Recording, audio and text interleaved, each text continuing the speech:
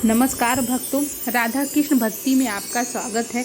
आइए जानते हैं कि आखिर गया में ही पितरों को मुक्ति क्यों मिलती है। इसके पीछे भी एक बहुत बड़ा रहस्य है जो कि हम लोग नहीं जानते हैं। तो चलिए सुनते हैं भक्तों। पितृपक्ष के बारे में मान्यता है कि यमराज इन दिनों पितरों की आत्मा को मुक्त कर देते हैं ताकि 16 दिनों तक वह अपने परिजनों के बीच रहकर अन्न और जल ग्रहण कर संतुष्ट हो सके। पितृपक्ष को श्राद्ध के नाम से भी जाना जाता है। इस दौरान पितरों का श्राद्ध और तर्पण किया जाता है। पुराणों के अनुसार मृत्यु के बाद पिंडदान करना आत्मा की मोक्ष प्राप्ति का सहज और सरल मार्ग होता है। पिंडदान देश के कई स्थानों पर किया जाता है, लेकिन बिहार के गया में पिंडदान का एक अलग ही महत्व होता है। ऐसा माना जाता है कि गया धाम में पिंडदान करने से 108 कुल और 7 पीढ़ियों का उद्धार होता है। गया में किए गए पिंडदान का गुणगान भगवान राम ने भी किया है। कहा जाता है कि इसी जगह पर भगवान राम और माता सीता ने राजा दशरथ का पिंडदान किया था।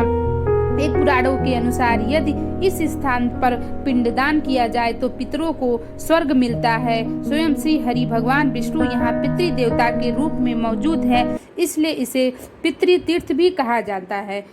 तो आइए भक्तों जानते हैं कि गया में पिंडदान का महत्व क्या है। गया में पिंडदान का विशेष महत्व है।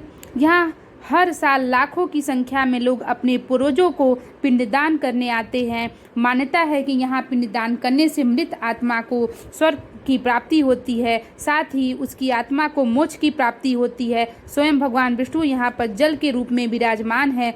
गरुड़ पुराण में भी गया में पिंडदान का विशेष महत्व दिया गया है। अब आइए भक्तों जानते हैं कि गया में पिंडदान की पौराणिक कथा क्या है।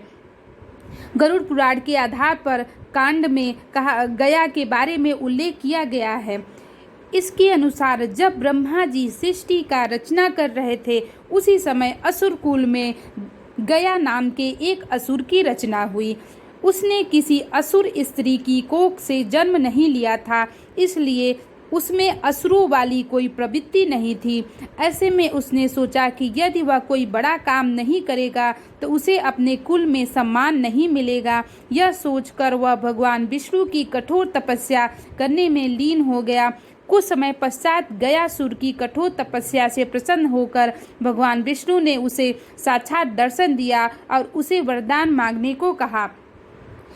यह सुन गयासुर ने भगवान विष्णु से कहा कि आप मेरे शरीर में साक्षात वास करें ताकि जो मुझे देखे उसके समस्त पाप नष्ट हो जाए।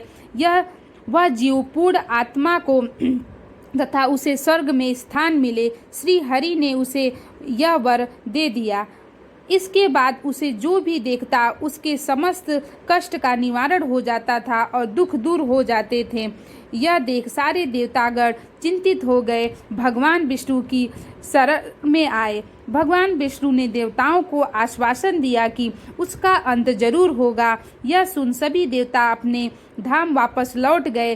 तभी कुछ दिन बाद गयासुर भगवान विष्णु की भक्ति में लीन होकर कीकट देश में शयन करने लगा। उसी समय वह भगवान विष्णु के गदा से मारा गया, परंतु मरने से पहले उसने भगवान विष्णु से एक वर मांगा कि मेरी इच्छा है प्रभु कि आप सभी देवताओं के साथ अप्रत्यक्ष रूप में इसी शिला पर विराजमान रहे और यह स्थान मृत्यु के बाद किए जाने वाले धार्मिक अनुष्ठानों के लिए तीर्थ स्थल बन जाए।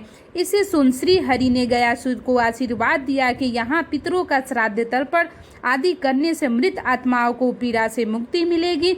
गरुड़ पुराण के अनुसार तब से यहाँ पितरों का श्राद्ध तर्पण किया जाता है। गरुड़ पुराण के अनुसार भगवान विष्णु स्वयं यहाँ जल के रूप में विराजमान है, इसलिए यहाँ गरुड़ पुराण में वर्णित है कि 21 पीढ़ियों में से एक भी व्यक्ति का पैर यदि फल्गु में पड़ जाए तो उसके समस्त कुल का उद्धार हो जाता है। ठीक है भक्तों, तो हमें गया में अपने पितरों का पितृ तर्पण जरूर करना चाहिए। गया में हमें अपने पितरों को, अपने पूर्वजों को जरूर बैठाना चाहिए। जैसा कि इस समय आप देख रहे हैं कि श्राद्ध तर्पण चल रहा है। मेरा वीडियो अच्छा लगा हो तो मेरे चैनल को लाइक करें।